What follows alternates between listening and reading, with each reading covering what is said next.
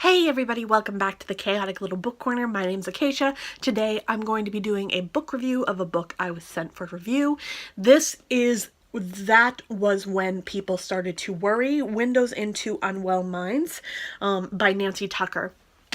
Nancy Tucker wrote Between the Lines, I believe. I believe it was Between the Lines. And that was a look into anorexia, bulimia, eating disorders, and that kind of thing. So I knew that this book was going to be a necessity on my shelf. I gave her last book 5 stars, and I've given this one 5 stars as well. Her writing is exquisite. It's very forward and very honest, but it's beautiful. It gives a lot of description and validation to thoughts and ideas, and it's written in a very accessible way. Now, this is a nonfiction, and it discusses several different mental health issues or mental illnesses in a couple of different ways. And I really like how it's set up. I was very surprised by how much I enjoyed this, to a point. I knew I was going to love it, but I didn't know I was going to love it as much as I did. And I also didn't know it was going to be as difficult as it was.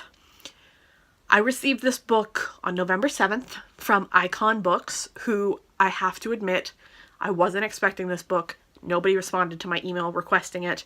I'm so blessed, I'm so excited, and I'm so happy that I have this on my shelf, and I thank Icon Books for this immensely, and I cannot wait to work with them again. This was sent from the UK. I was not expecting it, and it was a great birthday present. So I received it on November 7th. I read it on November 8th, my birthday, and then I finished it November 9th. It took me 3 days. Usually a book like this, which is 296 pages, so 300 pages. I can get through that in a day, normally. It's not that hard. I have a lot of time on my hands in terms of reading time.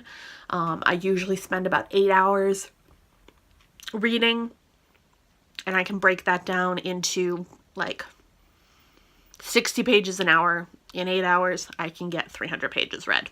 It's not that hard. So I was expecting to kind of blow through this because I was so excited.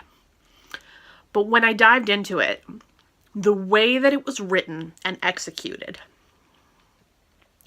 left me feeling so drained and so thoughtful and so immersed that I couldn't focus all of the 8 hours on it. I needed to take breaks. I needed to breathe. I needed to have moments of quiet and happy, because nothing in this book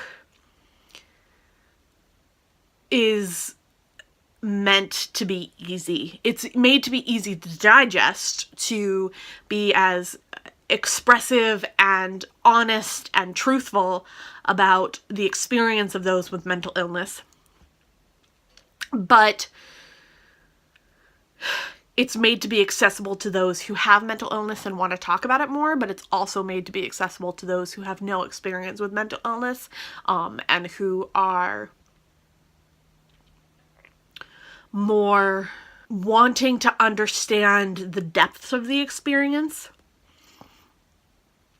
rather than the surface of the experience.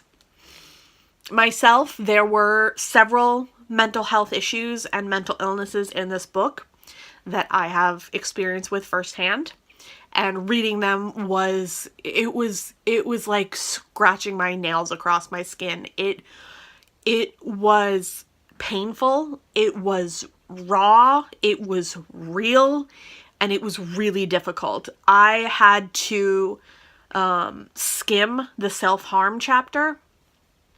I don't talk about my self-harm issues on this channel usually, but it's something I've had issues with in the past. I've gotten better at it, but it's something that's really personal to me.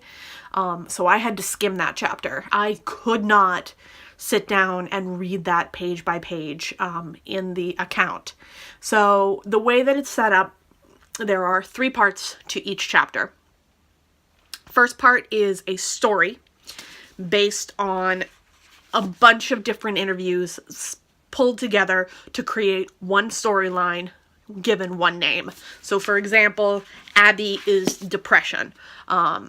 So there was a whole story about a woman named Abby who had depression. And you follow Abby through this story, and you get to see the experience of someone with depression through Abby's eyes. Then you move on to the myths and the misconceptions. So that depression is selfish, that depression is just sadness, that everyone feels depressed. And then you move on to what people with depression would like you to know. So you find out that they want you to know that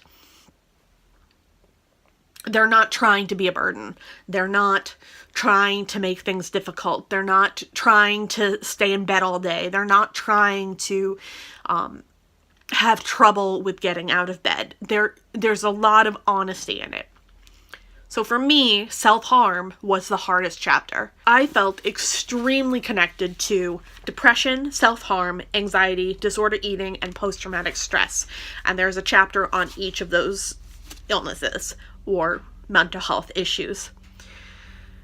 There is also 2 chapters in there, one on borderline personality disorder and one on bipolar disorder.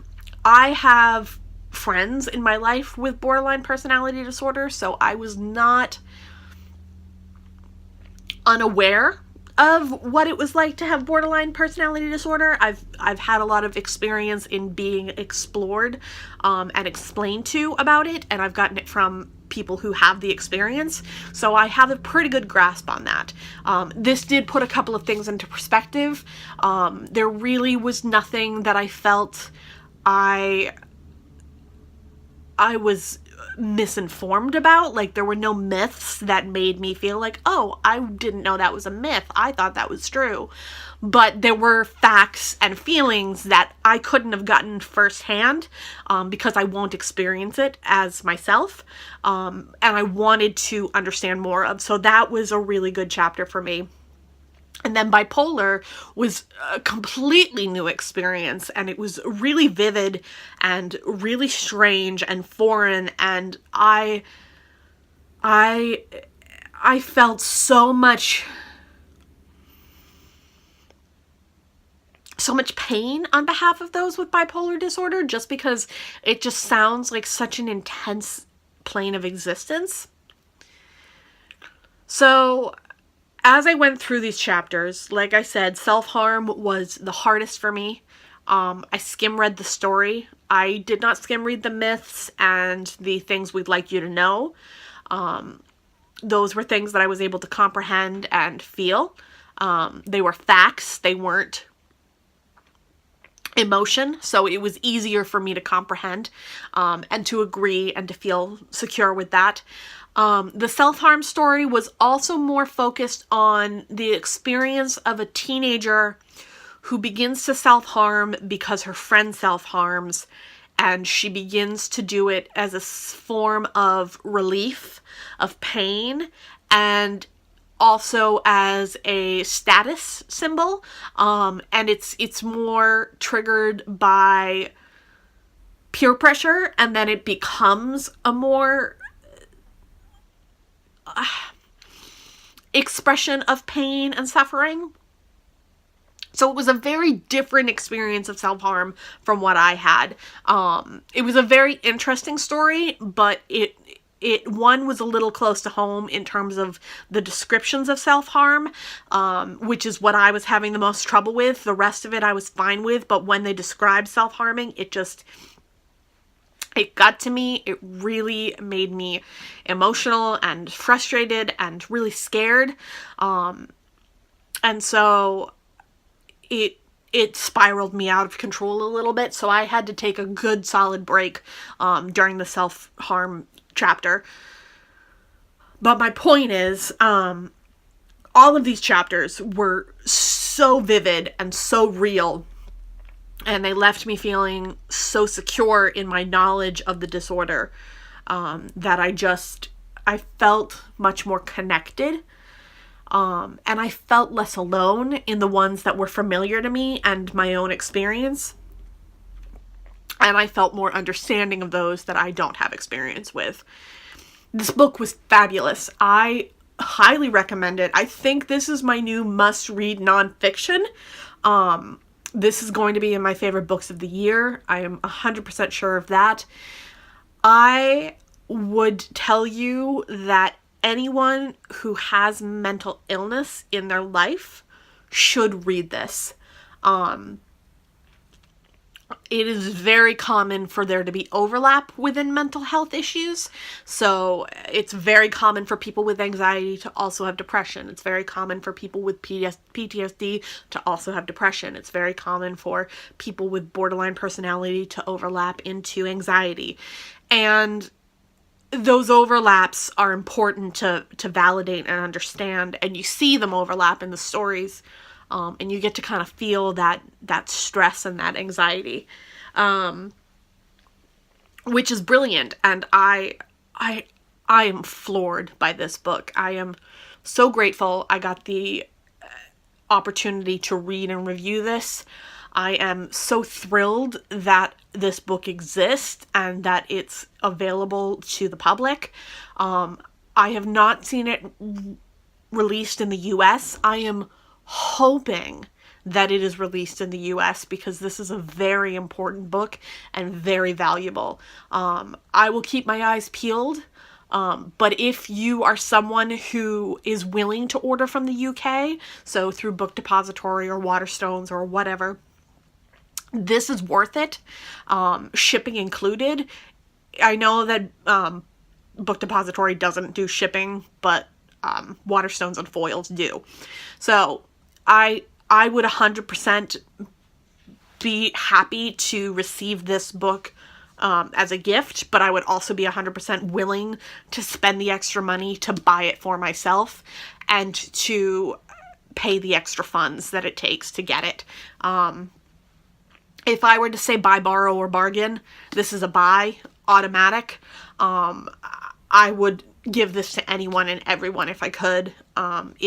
It's amazing, and I am so happy that I got the chance to read and review this. So thank you, Icon Books. I look forward to working with you again. This was a real treat. So I hope you guys liked this video. If you did, give it a thumbs up. If you loved it, click that subscribe button down below. If you are not receiving notifications that I am posting videos, click that little bell button down in the corner. That will notify you when I do post, and it will keep you in the loop. If you have any comments, questions, or quandaries, go ahead and leave them in the comment box. I will talk to you in my next video, and I'll see you there. Bye!